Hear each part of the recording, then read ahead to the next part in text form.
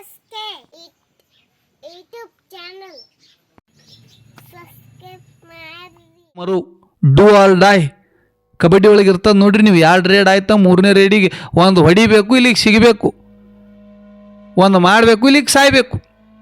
Do or die, ಕರು ಯಾ ಮರು, ಮಾಡು ಇಲ್ಲವೇ ಮಡಿ. ಹಂಗ ಈ ಸಿದ್ದಪ್ಪಗೂ ಬರ್ಲಾತ್ ಆತ್ಮದ ಜ್ಞಾನ, ಆತ್ಮದ ಅರಿವು ಉಂಟಾಯ್ತು ನೋಡ್ರಿ. ಯಾರಿಗೆ? ಸಿರಿವಂತ ಭಗವಂತ. ಬಸವಣ್ಣ ಹೇಳಿದ್ದು ಸತ್ಯ ಅದಲ್ಲಪ್ಪ. ಬಸವಣ್ಣ ಏನು ಹೇಳ್ಯಾನದು ಒಳ್ಳೇದು ಅರಿವು ಉಂಟು ಮಾಡ್ದಲ್ಲಪ್ಪ ನಮಗೆ. ಬಸವಣ್ಣಪ್ಪ ಯಾವಾಗ ಅವನು ಆನಂದ ಸಂತೃಪ್ತಿ ಆಯಿತು, ಹಸಿದವರಿಗೆ ಅನ್ನ ಹಾಕ್ದಂಗಾಯ್ತು ನಿನ್ನಿಗೆ. ಅವಾಗ ಗುರುಬ್ರಹ್ಮ ಗುರು ವಿಷ್ಣು ಗುರುದೇವ ಮಹೇಶ್ವರ ಗುರು ಸಾಕ್ಷಾತ್ ಪರಬ್ರಹ್ಮ ತಸ್ಮೈ ಶ್ರೀ ಗುರುವೇ ನಮಃ. ಅರಕೆರೆ ಅರಮನಿ ಭೂರ್ಗೆ ಗುರುಮನಿ ಮಾಯಮಕಣಾಪುರ ಶಿವಸ್ಥಾನ ಗದ್ದಿಗಿ ಪರಮಾತ್ಮನ ಪ್ರತಿ ಅವತಾರಿ ಗುರು ಸೋಮಲಿಂಗ ಮುತ್ಯ ಸಿದ್ಧರ ಗುರು ಸೋಮಲಿಂಗ ಮುತ್ಯನ ಪಾದಕ್ಕೂ ಕೂಡ ನನ್ನ ಅನಂತ ಕೋಟಿ ಭಕ್ತಿ ವಂದನೆಗಳನ್ನು ಹೇಳಿ, ಆತನ ಪರಮ ಶಿಷ್ಯ ನೆನೆಸಿಕೊಂಡಿರ್ತಕ್ಕಂಥ 7 ಯುಗದಲ್ಲಿ ಅಮೋಘ ಭಕ್ತಿಯನ್ನು ಮಾಡಿ ಜಗತ್ತದೊಳಗ ಅರಕೇರಿ, ಜಾಲಗೇರಿ, ಸಿದ್ದಾಪುರ, ಮೂರೂರ ಮುಂಗಡಿಯಲ್ಲಿ ಹಗ್ಗು ಕೋಲುಗಳಿಲ್ಲದೆ ಅಂತರ್ಲೆ ಕಂಬಳಿ ಡೇರೆ ಹೊಡೆದು ಕಲ್ಲು ಗದ್ದಿಗೆ ಮುಳ್ಳು ಹಾಸಿಗೆಯನ್ನು ಮಾಡಿ ಗುರು ಸೋಮಲಿಂಗ ಮುತ್ಯನ ಧ್ಯಾನವನ್ನು ಗೈದಿರ್ತಕ್ಕಂಥ ತ್ರಿಕಾಲಜ್ಞಾನಿ ಯೋಗಿನಾಥ ಮೋಕ್ಷದ ಮುತ್ಯನ ಪಾದಕ್ಕೂ ಕೂಡ ಅನಂತ ಕೋಟಿ ಭಕ್ತಿ ವಂದನೆಗಳನ್ನು ಹೇಳಿ, 21 ಮಂದಿ ಧರ್ಮರೋಳು ಹಿಂಡ ಸಿದ್ಧರೋಳು ಪುಂಡ ಸಿದ್ಧ ಶತಕೋಟಿ ಸಿದ್ಧರೊಳಗೆ ಬೆಂಕಿ ಊಟ ಮಾಡಿರ್ತಕ್ಕಂಥ ಎನ್ನ ಸಂಘದ ಒಡೆಯ ಬೆಳವಣಿಗೆ ಬೋರಿ ಹಳ್ಳದ ದಡಿಯಲ್ಲಿ ಗೈ ಹೊಡೆದು ಕೂತಿರ್ತಕ್ಕಂಥ ಭಕ್ತರು ಉದ್ಧಾರ ಮಾಡ್ತಿರ್ತಕ್ಕಂಥ ಹಳ್ಳದ ಸನ್ಯಾಸಿ ಮಲಕಾರ ಸಿದ್ಧಮುತ್ತನ ಪಾದಕ್ಕೂ ಕೂಡ ಅನಂತ ಕೋಟಿ ಭಕ್ತಿ ವಂದನೆಗಳನ್ನು ಹೇಳಿ, ಎನ್ನ ಜ್ಞಾನಕ್ಕೆ ಜ್ಯೋತಿ ಎನಿಸಿಕೊಂಡಿರ್ತಕ್ಕಂಥ ಮಂದಲಪುರ ಗ್ರಾಮದ ಪುಣ್ಯ ಭೂಮಿಯಲ್ಲಿ ಜನ್ಮೆತ್ತಿ ಬಂದಿರತಕ್ಕಂಥ ಕವಿರತ್ನ, ಸಿದ್ಧರತ್ನ, ಜ್ಞಾನರತ್ನ, ದಾಸೋಹ ಮೂರ್ತಿ ಮುತ್ಯಾನ ಎಡಕ ಮಠವನ್ನು ಕಟ್ಟಿ ಜಗತ್ತದೊಳಗ ಅಂಶಿದ ಮುತ್ಯಾನ ಕೀರ್ತಿ ಮುಗುಲೆತ್ತರಕ್ಕೆ ಮುಟ್ಟಿಸಿರ್ತಕ್ಕಂಥ ಗುರು ಮದಗೊಂಡ ಮುತ್ಯಾನ ಪಾದಕ್ಕೂ ಕೂಡ ಅನಂತ ಕೋಟಿ ಭಕ್ತಿ ವಂದನೆಗಳನ್ನು ಹೇಳಿ, ಪ್ರಪ್ರಥಮವಾಗಿ ಬಂದು ಈ ಒಂದು ರಾಹುಲ್ ಮಾಸ್ತರ್ ಊಟಿಗಿ ಸಂಗು ಎಸ್ಕಿ ಯೂಟ್ಯೂಬ್ ಚಾನೆಲ್ ಒಳಗೆ ತಮ್ಮೆಲ್ಲರಿಗೂ ಹಾರ್ದಿಕ ಸ್ವಾಗತ. ಪ್ರತಿದಿನ ನಾವು ನಿಮಗೆ ನಾನಾ ಥರದ ವಿಷಯಗಳು ನಿಮ್ಮ ಮುಂದೆ ನಾವು ಅಧ್ಯಾತ್ಮ ಆಗಲಿ ಒಂದು ದೃಷ್ಟಾಂತ ಮುಖಾಂತರ ನಾವು ನಿಮಗೆ ಹೊಸ ವಿಷಯಗಳನ್ನು ನಾವು ನಿಮಗೆ ಈ ಒಂದು ಚಾನೆಲ್ ಮುಖಾಂತರ ಬಿಡ್ತೀವಿ. ಇವತ್ತೂ ಕೂಡ ಅದೇ ಒಂದು ವಿಚಾರದೊಡೆಗೆ ನಾವು ನಿಮ್ಮ ಮುಂದೆ ಬಂದಿದ್ದಾಗ್ಯದ. ದೃಷ್ಟಾಂತ ಸರಸಿ ಒಳಗ ಭಾಗ 14 ಒಂದು ವಿಷಯ ಬರ್ತದೆ. ಏನಪ್ಪ ಅಂದ್ರ, ತಿನ್ನುವ ದೇವರು ಯಾರು, ತಿನ್ನುವ ದೇವರು ಯಾರಂತ ಹೇಳಿ ಒಂದು ವಿಷಯ, ಒಂದು ದೃಷ್ಟಾಂತ ಬರ್ತದೆ. ಏನಪ್ಪ ಅಂದ್ರ, ಒಂದು ಊರಿನೊಳಗ ಒಬ್ಬ ಅಪಾರ ಸಿರಿವಂತನಾದಂಥ ಮನುಷ್ಯ, ಅವನ ಹೆಸರ ಭಗವಂತ. ಭಗವಂತ ಅಂತ ಅವನ ಹೆಸರ. ಪ್ರತಿದಿನ ಏನು ಮಾಡ್ತೀರಪ್ಪ ಅಂದ್ರ, ತನ್ನ ಮನೆ ಒಳಗ ಎಡೆಯನ್ನು ಮಾಡಿ ಮುಂಜಾನೆ ಎದ್ದು ಪ್ರತಿನಿತ್ಯ ಆ ಎಡಿ ಒಯ್ದು ಆ ಊರ ಹೊಳೆ ಹಚ್ಚಿಕ ಒಂದು ಬಸವಣ್ಣನ ಗುಡಿ ಇತ್ತು. ಏನು? ಬಸವಣ್ಣನ ಗುಡಿ ಇತ್ತು. ಆ ಗುಡಿಗೆ ಹೋಗಿ ಅಲ್ಲಿ ಎಡಿ ಹಿಡ್ಯಾನೆ ಅಲ್ಲಿದು ಪ್ರಸಾದ ತಗೊಂಡು ಹೊಳ್ಳಿ ಮನೆಗೆ ಬಂದ್ರಂದ್ರೆ ಮನ್ಯಾನ ಮಂದಿಗೆಲ್ಲ ಊಟ ಚಾಲು ನೋಡ್ರಿ. ಹಿಂಗ ಆ ಸಿರಿವಂತ ಭಗವಂತನ ಒಂದು ನಿತ್ಯ ಕಾರ್ಯ, ನಿತ್ಯ ಕೆಲಸ ಇತ್ತು. ಒಂದ್ ದಿವಸ ಅವ್ರ ಮನೆಯೊಳಗಿದ್ದಿರ್ತಕ್ಕಂಥ ಒಬ್ಬ ಸೇವಕ ಸಿದ್ದಪ್ಪ ಅಂತ ಹೇಳಿ ಒಂದು ಆಳಿತ್ತು ಜೀತಕ್ಕೆ. ಅವರಲ್ಲಿ ದುಡಿಲಾಕಿತ್ತು, ಹೊಲ ಮನೆ ಕೆಲ್ಸಕ್ಕೆ ಅಂತೇಳಿ ಇಟ್ಕೊಂಡಿದ ಕೆಲ್ಸಿಗೆ. ಸಿದ್ದಪ್ಪಗೆ ಪ್ರತಿನಿತ್ಯ ಹೇಳ್ತಿದ್ದವ, ಒಯ್ದು ಎಡಿ ದೇವ್ರಿಗೆ ಬಾನ ಹೇಳ್ಕೊಂಡು ಬರ್ಲ. ಒಂದು ದಿವ್ಸ ಏನಾಯ್ತಪ್ಪ ಅಂದ್ರೆ ಸಿದ್ದಪ್ಪಗೆ ಆರಾಮ್ ತೆಪ್ಪಿತ್ತು ನೋಡ್ರಿ. ಸಿದ್ದಪ್ಪಗೆ ಆರಾಮ್ ತೆಪ್ಪಿತ್ತು, ಮೈಯೆಲ್ಲ ಥಂಡಿ ಉರಿ ಗಡ ಗಡ ಗಡ ಗಡ ನಡಗತಿದ ಸಿದ್ದಪ್ಪ. ಅಷ್ಟು ಜ್ವರ ಮೈ ಒಳಗೆ ತುಂಬಿತ್ತು. ರಾತ್ರಿ ಒಮ್ಮೆ ಅಚಾನಕ್ಕೆ ಬಂದಿತ್ತು. ಮುಂಜಾನೆ ಹೇಳಾನೆ ಅದೇನು ಶಿರುವಂತ ಭಗವಂತ ಏನಿರ್ತಾನಲ್ಲ, ದಿನದಂಗೆ ಬುತ್ತಿ ತಯಾರು ಮಾಡಿ, ಸಿದ್ದಪ್ಪ ಬಾರವ ಹೋಗ ದೇವ್ರಿಗೆ ಬಸವಣ್ಣಪ್ಪಗ ಎಡಿ ಹಿಡ್ಕೊಂಡು ಬಾ ಹೋಗಂದ. ಇದ್ರದ್ದು ಇದಕ್ಕೆ ತಿಳಿಯಲ್ದು, ಬೆಳಗಾನಿ ಹೊತ್ತು ಹೊಂಡಿಸ್ಬೇಕಾದ್ರೆ ಏನ್ ಬೇಕಾದಾಗ್ಯದ ಇದಕ್ಕೆ. ಬಾಯಿಲಿ ಹೇಳು ತ್ರಾಣ ಉಳಿದಿಲ್ಲ, ವಲ್ಲನ್ನು ಕೂತು ಮೈಯಾಗಿಲ್ಲ. ಪ್ರಸಂಗ ಕರು ಯಾ ಮರು, ಡೂ ಆಲ್ ಡೈ. ಕಬಡ್ಡಿ ಒಳಗೆ ಇರ್ತದೆ ನೋಡ್ರಿ ನೀವು, 2 ರೇಡ್ ಆಯ್ತಾ 3ನೇ ರೇಡಿಗೆ ಒಂದು ಹೊಡಿಬೇಕು, ಇಲ್ಲಿಗೆ ಸಿಗಬೇಕು, ಒಂದು ಮಾಡಬೇಕು, ಇಲ್ಲಿಗೆ ಸಾಯ್ಬೇಕು.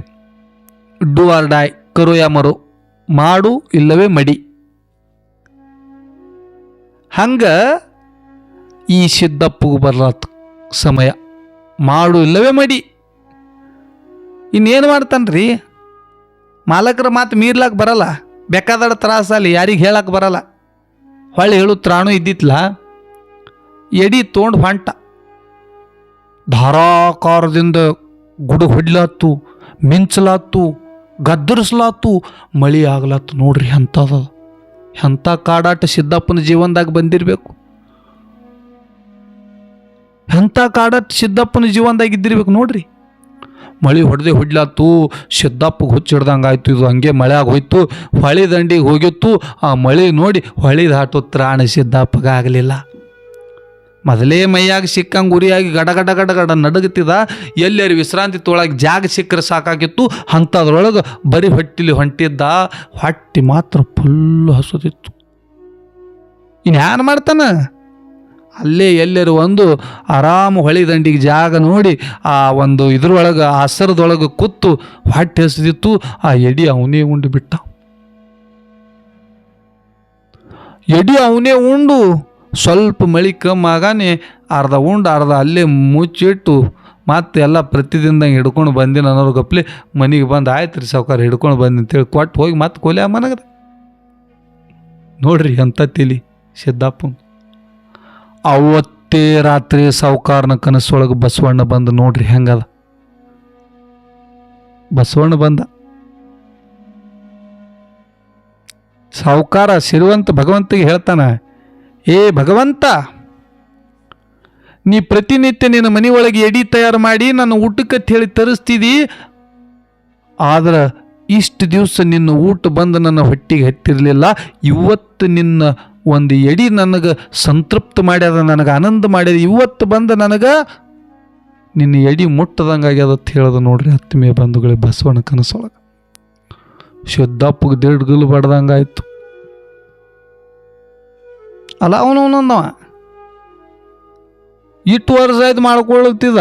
ಬಸವಣ್ಣಪ್ಪಗೆ ಹೋಗಿ ಎಡಿನೇ ಮುಟ್ಟಿಲ್ಲ ಅಂದ್ರೆ ಯಾರು ತಿಂದ್ರೆ ಇವತ್ತೇ ಹೋಗಿ ಮುಟ್ಟ್ಯದಂದ್ರೆ ಹಿಂದೆ ಹ್ಯಾಂಗೆ ಅವ ತಿಂದ, ಸಿದ್ದಪ್ಪ ಹಿಂದೆ ಯಾವ ರೀತಿಲಿ ಅವನಿಗೆ ತಿನ್ನಿಸ್ದ, ಇದು ಚಿಂತೆ ಅವನಿಗೆ ಬರ್ಲಾತ್ತು. ಹೋಗಿ ಸಿದ್ದಪ್ಪ ಕರೆಸ್ದ. ಕರೆಸ್ರೋ ಸಿದ್ದಪ್ಪಗೆ ಅಂದಪ್ಪ.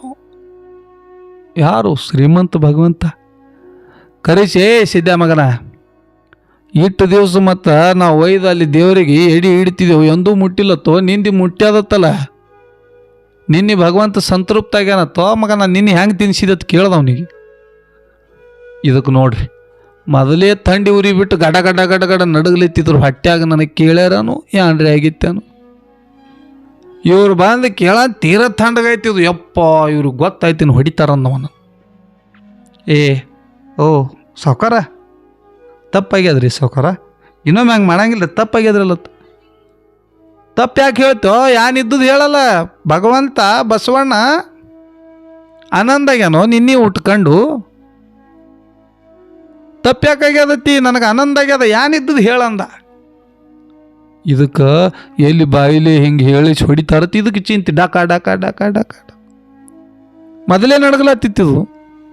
ಭಾಳ ಬಿರ್ಸಿಗೆ ಹೆಚ್ಚು ಕೇಳೋಣ ಹೇಳ್ತು, ಸಾವ್ಕಾರ ಹಿಂಗೆ ನಿಂಗೆ ಮೈ ಥಂಡಿ ಉರಿ ಬಂದೀವ್ರಿ, ನಿಮ್ಗೆ ಹೇಳೋದ ಅಲ್ಲಾರ ಬಟ್ಟೆಗೆ ಹಾಗೆ ಒಯ್ದು ಅಲ್ಲೇ ಹೊಳಿ ದಂಡ್ಯಾಗ ಕೂತು ನಾನೇ ತಿಂದು ಅರ್ಧ ಅಲ್ಲೇ ಮುಚ್ಚಿಟ್ಟು ಬಂದಿದ್ರಿ ಅನ್ನು.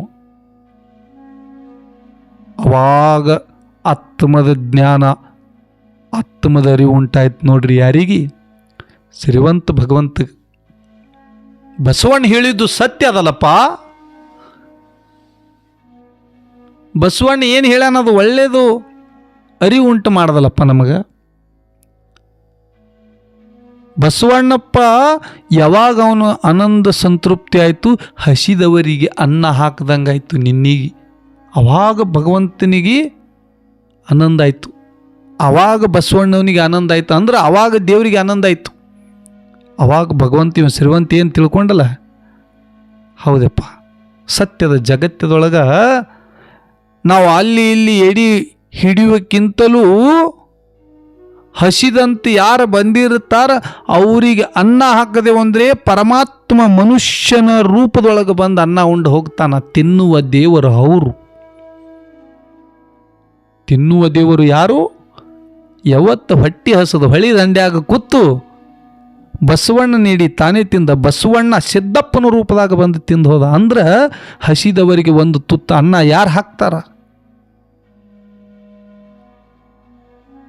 ಅವರೇ ದೇವರು.